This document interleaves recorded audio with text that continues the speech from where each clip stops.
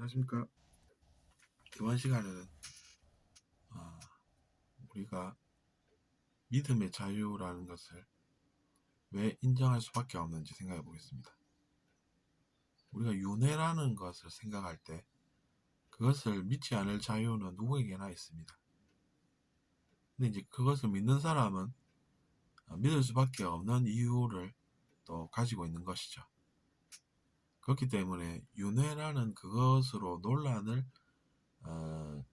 일으켜서 에너지 소모와 낭비 그리고 시행착오를 겪을 것이 아니라 그런 믿음의 자유를 인정해주는 그런 모습이 필요하다는 것입니다.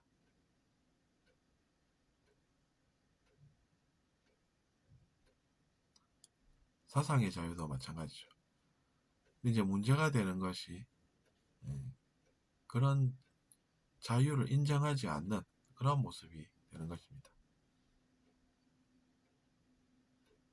자기 자신의 내면에서 그런 것을 인정하지 못하게 하는 그런 무언가가 문제가 되는 것입니다.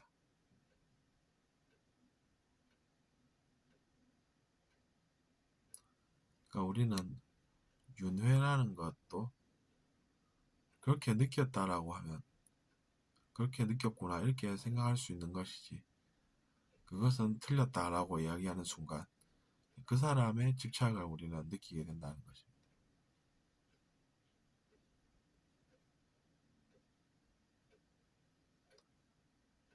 그렇기 때문에 우리가 종교의 자유, 사상의 자유 이런 것들을 다시 생각해 보게 됩니다. 그런 것들은 헌법에 기초한 인간의 존엄성과 관련된 중요한 주제가 되는 것이죠. 우리 사회는 왜 그렇게 상대방의 사상과 종교를 인정해 주지 못하느냐라는 것이 문제의 시작이 되는 것이고 제가 말씀드린 것이 바로 그런 내용이 되는 것입니다. 그 사람의 내면에서 문제가 일어났으면 그 사람이 내면에서는 환자로 살고 있다는 이야기입니다. 말하자면 그런 내면이 없겠습니까, 여러분? 그것이 이제 내면 세계라고 하면 틀린 이야기가 되겠습니까? 그러면 이제 내면 세계에도 똑같이 마음이 아픈 사람이 존재하는 것이죠. 그럼 그 사람이 마음이 아프면 그 사람이 환자지 다른 사람이 환자이겠습니까? 그럼 어떻게 해야 되겠습니까? 마음이 아픈 사람이 그 아픈 마음을 고치고 어떻게 하면 앞으로 다시 아프지 않을까 그 생각을 해야 상황이 나아질 거라는 것이죠.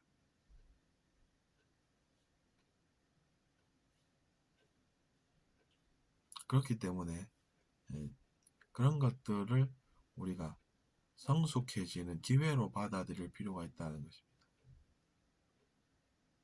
그래서 이제 저도 예전에는 그렇게 살아왔었지만 지금은 이제 그런 것들을 알게 돼서 여러분께 말씀도 드릴 수 있는 것 아니겠습니까? 그러니까 저도 하나의 모델이 될 수가 있는 것이죠. 그 사람도 예전에는 몰랐었나 봐 이렇게 생각하면서 그럼 나도 지금은 모르지만 알게 되겠어 이렇게 생각할 수가 또 있다는 이야기입니다.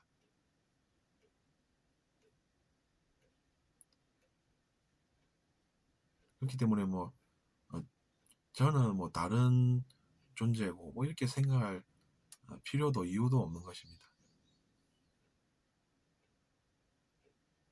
말하자면 하나의 그 이정표가 될 수 있는 것이겠죠. 제가 신이고 뭐 다른 사람들은 사람이라서 누구도 뭐 범접할 수 없는 그런 것이 따로 있는 것이 아니라는 것이죠. 이정표라는 것은 어떤 것입니까? 먼저 가본 사람이 거기에 이제 이정표를 박아두는 것입니다. 이 길로 가면은 도착지인 모 지역이 나옵니다. 이렇게 편말을 세워둡니다. 그러면 이제 다음에 지나가는 사람은 그걸 보고 아, 이리로 가면 되는구나 이렇게 이제 믿고 또 갈 수가 있다는 것이죠.